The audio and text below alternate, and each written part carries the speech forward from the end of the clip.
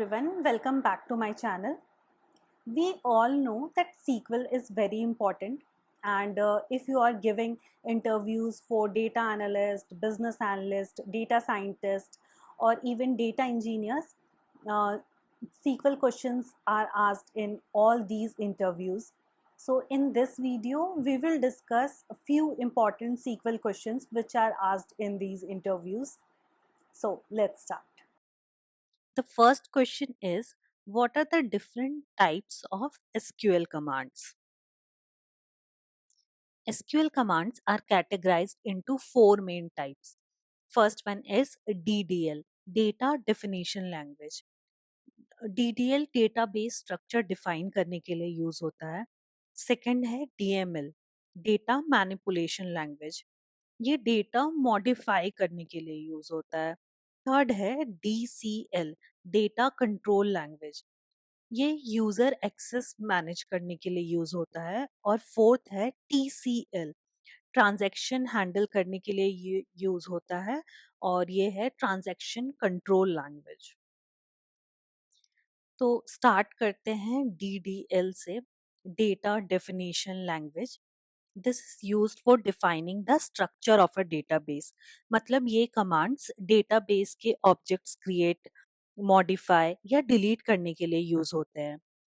The most common DDL commands include create to create a new table or database, then alter to modify an existing table structure, then drop to delete an entire table or database, or truncate to remove all the records from table but keep its structure.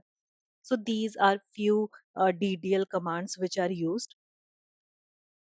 Next आता है DML, data manipulation language. जब database के अंदर के data को modify करना हो, we use DML commands.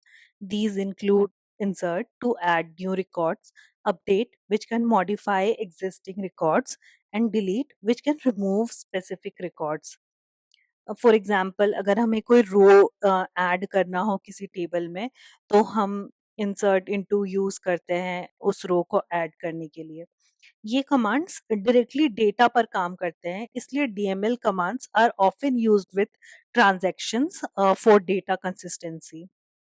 Next is DCL, data control language. जब बात सिक्योरिटी और यूजर परमिशंस की आती है, तब हम DCL कमांड्स का यूज करते हैं. इसके एग्जांपल्स हैं ग्रांट टू प्रोवाइड एक्सेस और privileges to user.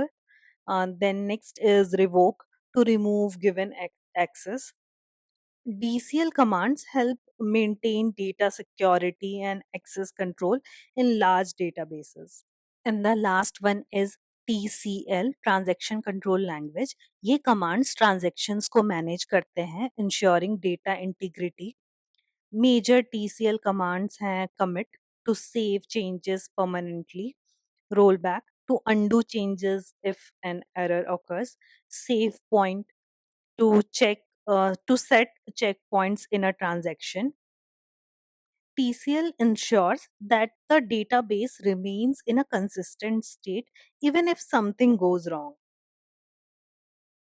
Next question is, explain the difference between delete, truncate and drop. SQL में जब हमें डेटा डिलीट करना होता है, तो हमारे पास डिलीट, ट्रंकेट और ड्रॉप जैसे ऑप्शंस होते हैं. इन तीनों का काम डेटा को रिमूव करना है, बट किस एक्सटेंट तक डेटा डिलीट होता है, रोल बैक पॉसिबल है या नहीं, और परफॉर्मेंस पे क्या इम्पैक्ट पड़ता है, ये सब अलग अलग होता है. तो इसको एक एक समझते हैं. फर्स्ट है डिलीट कमांड. ये कमांड स्पेसिफिक रोज को डिलीट करने के लिए यूज होता है. इसमें हम वेयर क्लॉज का यूज करते हैं कंडीशन को स्पेसिफाई करने के लिए. अगर हम वेयर क्लॉज यूज नहीं करेंगे, तो पूरे टेबल का डेटा डिलीट हो सकता है.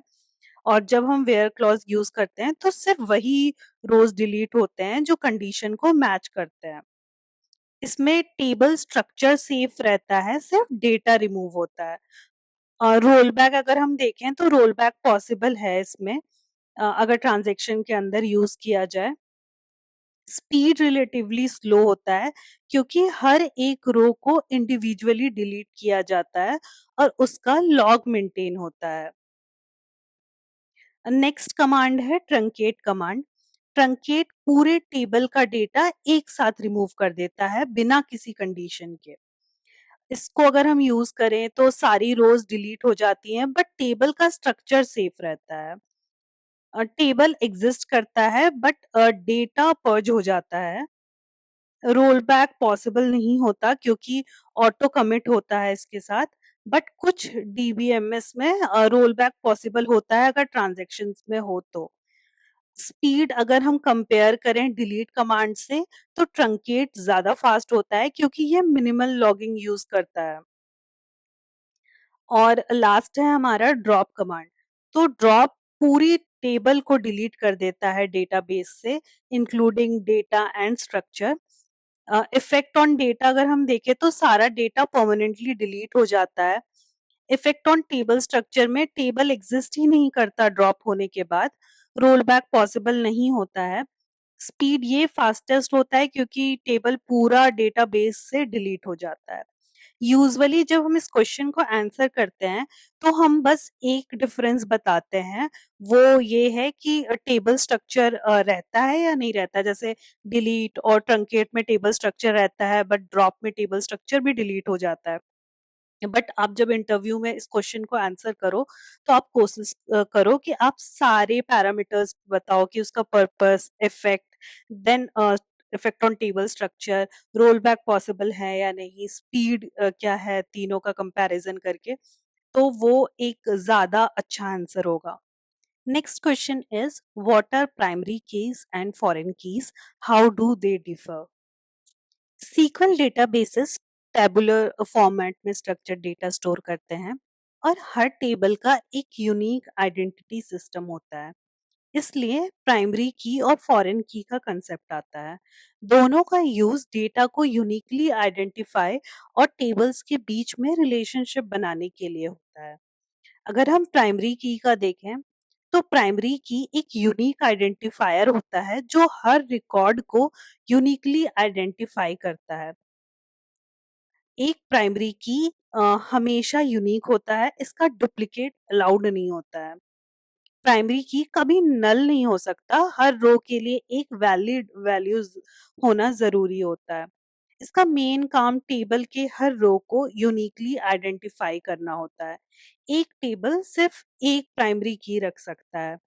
प्राइमरी की इंडिपेंडेंट होता है, इसे किसी और टेबल की जरूरत नहीं होती। अगर आप कोई एग्जाम्पल से समझना चाहो तो आपका रोल नंबर किसी स्कूल या कॉलेज में जो आपका रोल नंबर है वो एक प्राइमरी की है, वो यूनिक होता है, वो नल नहीं हो सकता है और वो इंडिपेंडेंट होता है। अगर हम फॉरेन की समझें तो फॉरेन की एक टेबल का कॉलम होता है जो दूसरे टेबल की प्राइमरी की को रेफरेंस करता है। फॉरेन की डुप्लीकेट वैल्यूज होल्ड कर सकता है, यानी एक वैल्यू मल्टीपल टाइम्स आ सकता है। फॉरेन की नल कंटेन कर सकता है अगर रिस्ट्रिक्शन ना हो। फॉरेन की का काम टेबल्स के बीच रिलेशनशिप स्टैब्लिश करना होता है। एक टेबल मल्टीपल फॉरेन कीज रख सकता है जो डिफरेंट टेबल्स को रेफर करता है। फॉरेन की डिपेंडेंट होता है, ये हमेशा किसी दूसरे टेबल की प्राइमरी की को रेफर करता है। Next question is what is the difference between where and having clause. SQL में डेटा फिल्टरिंग बहुत इंपॉर्टेंट होता है, स्पेशली जब आप लार्ज डेटा सेट्स के साथ काम कर रहे हो। दोनों वेयर और हैविंग क्लॉज फिल्टरिंग के लिए यूज होता है बट इनका काम डिफरेंट होता है। Where clause individual rows filter करने के लिए यूज होता है बिफोर एनी ग्रुपिंग और aggregation. It is used with select, update, delete queries. Aggregate function के साथ हम इसको यूज नहीं कर सकते हैं। वेयर क्लॉज में सम, एवरेज, काउंट जैसे एग्रीगेट फंक्शन यूज नहीं कर सकते हैं। ये इंडिविजुअल रो पर अप्लाई होता है, यानी ग्रुपिंग से पहले फिल्टरिंग करता है। इसका अगर हम एग्जाम्पल से समझें तो अगर कोई एम्प्लॉय टेबल है और वहां पे हम क्वेरी करें select star from employees where salary greater than 5,000, तो वेयर क्लॉज का यूज ये होगा कि वो उन एम्प्लॉयज को सेलेक्ट करेगा जिनका सैलरी 5,000 से ज्यादा है। हैविंग क्लॉज को अगर हम समझे तो हैविंग ग्रुप रिकॉर्ड्स को फिल्टर करता है आफ्टर एग्रीगेशन। ये ग्रुप बाय क्लॉज के साथ ही काम करता है। हैविंग क्लॉज एग्रीगेट फंक्शन के साथ काम कर सकता है। ये ग्रुप्स या एग्रीगेटेड डेटा पर अप्लाई होता है, यानी ग्रुपिंग के बाद फिल्टरिंग होती है।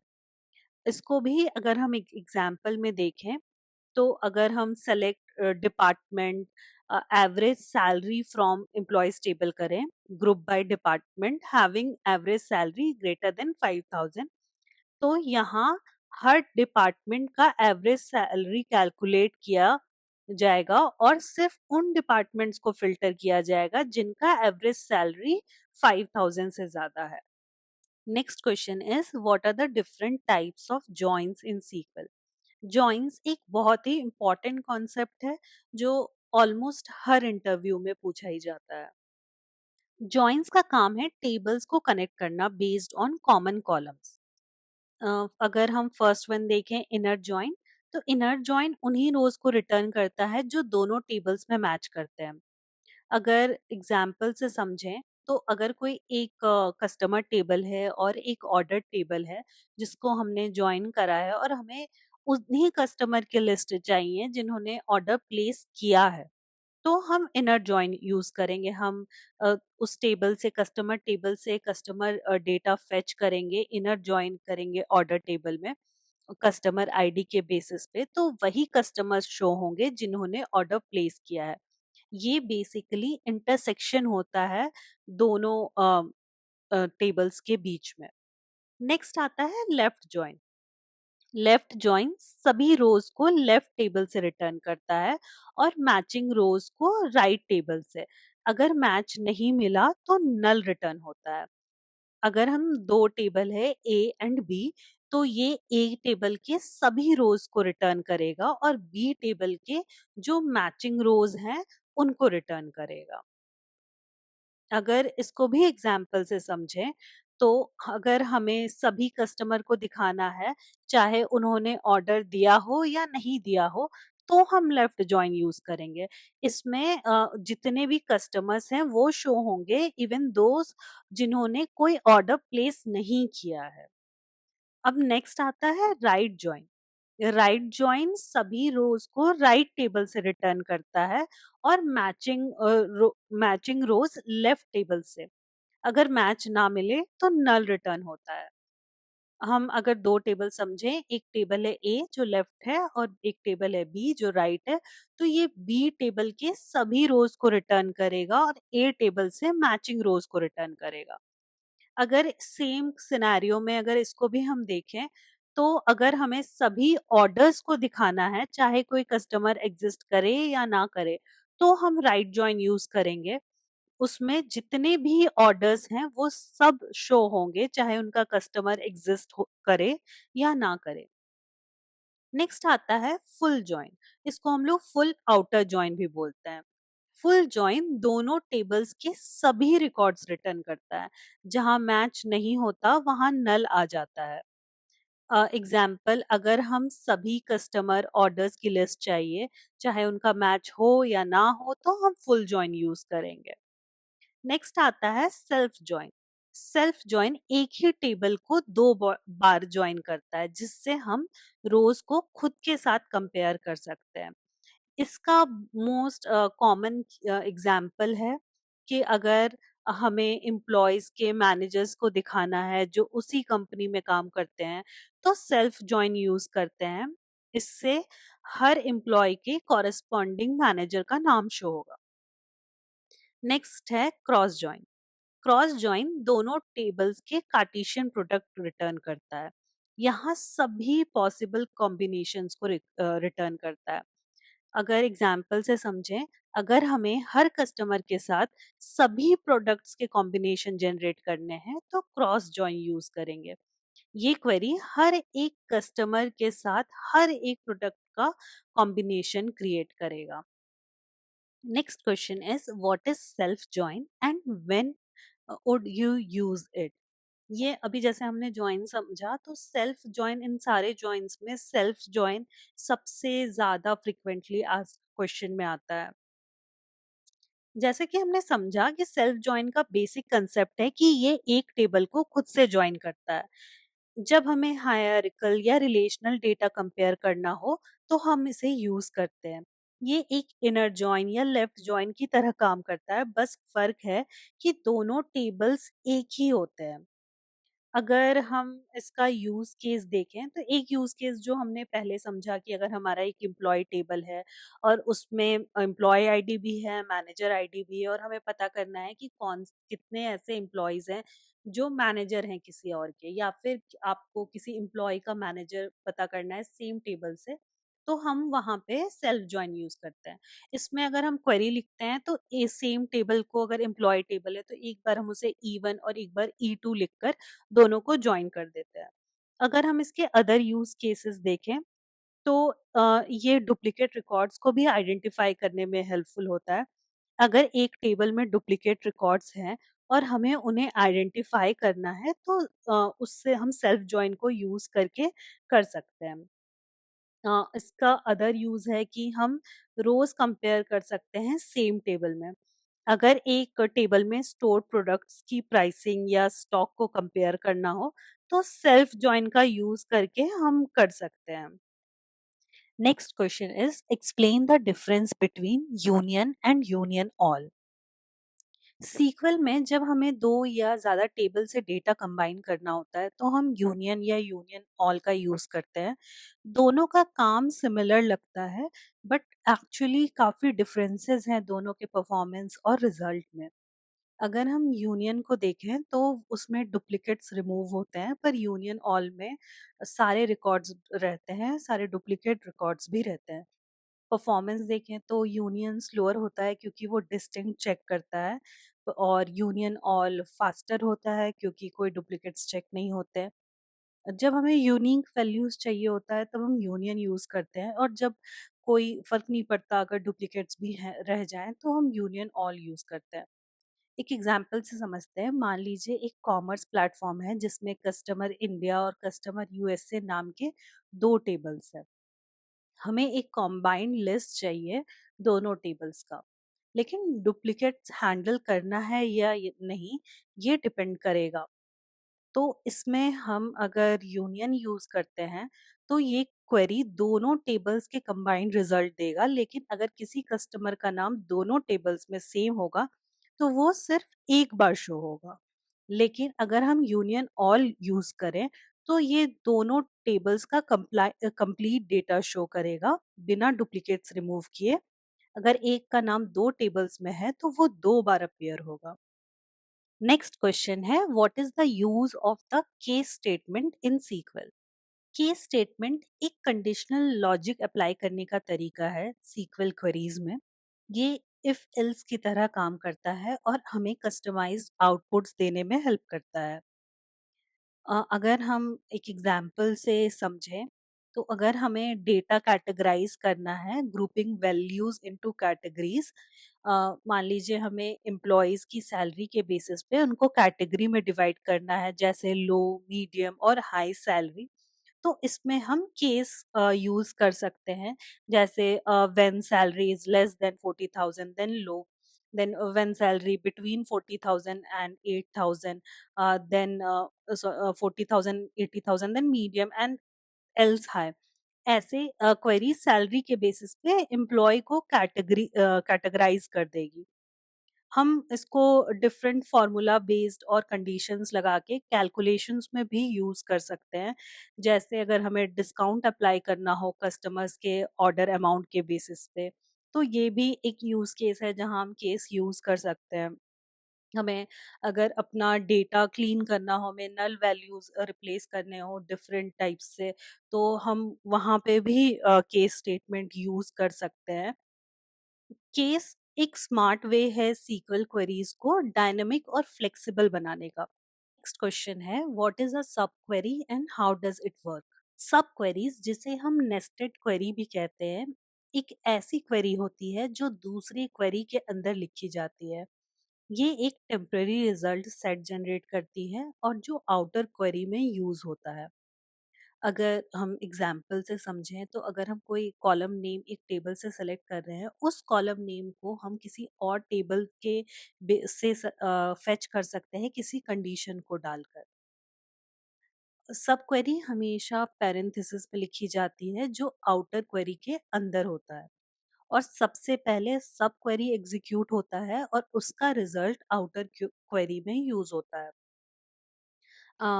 It can be used with a select from where having clauses. आप सब क्वेरीज को इन सब में यूज कर सकते हैं।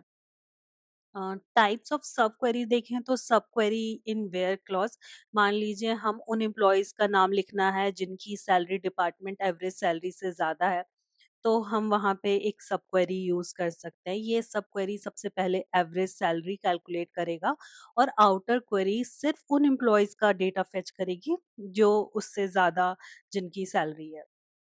फिर आता है सब क्वेरी इन सेलेक्ट क्लॉज।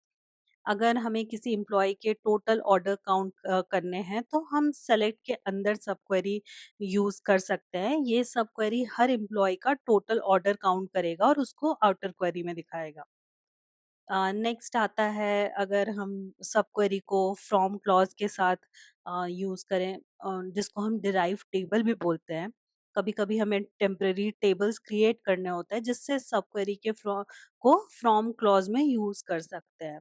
इसमें जहाँ पे टेबल का हम नाम लिखते हैं वहां पे हम टेबल के नाम के जगह पे अ, एक सब क्वेरी लिख सकते हैं।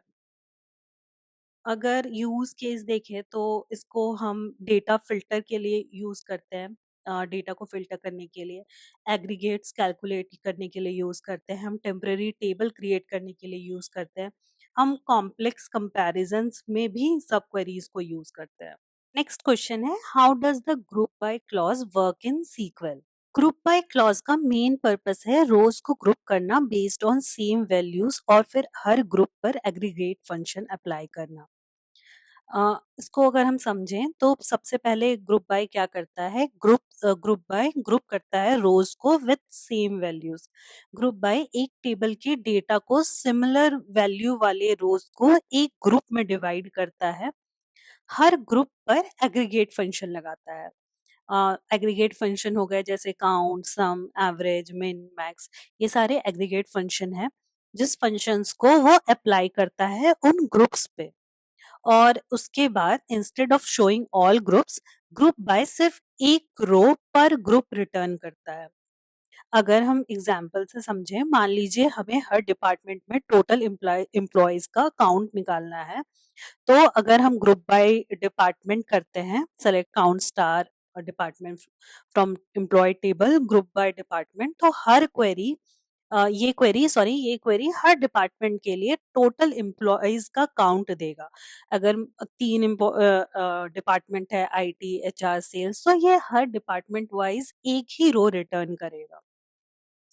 हम अगर सम करते हैं ग्रुप बाय में, अगर हमें हर कस्टमर का टोटल परचेज अमाउंट निकालना हो, तो अगर हम सम फंक्शन का यूज करते हैं ग्रुप बाय के साथ, तो ये हर कस्टमर आईडी या कस्टमर नेम के साथ टोटल स्पेंडिंग को ग्रुप करके ये सम कर देगा।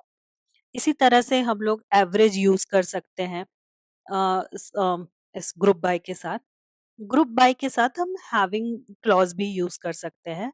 अगर हमें सिर्फ उन डिपार्टमेंट्स का डेटा चाहिए जिनका टोटल एम्प्लॉयज का काउंट 10 से ज्यादा हो, तो हम उसमें हैविंग क्लॉज लगा सकते हैं। हैविंग क्लॉज फिल्टर करता है रिजल्ट को, और ये यूजुअली ग्रुप बाय के साथ यूज होता है। अगर कुछ यूज केसेस देखें तो हम इसे काउंट के साथ यूज कर सकते हैं, सम के साथ, एवरेज के साथ, या फिल्टर करना हो हमें ग्रुप्स तो उसके साथ यूज कर सकते हैं। These were few questions which are often asked in these interviews. I'll try to upload few more videos for SQL questions, both for theoretical and coding questions which are asked in these interviews. Thank you so much for watching this video. If you have any question or suggestion, do let me know in the comment section. And if you like this video, please do like, share and subscribe. See you again in another video.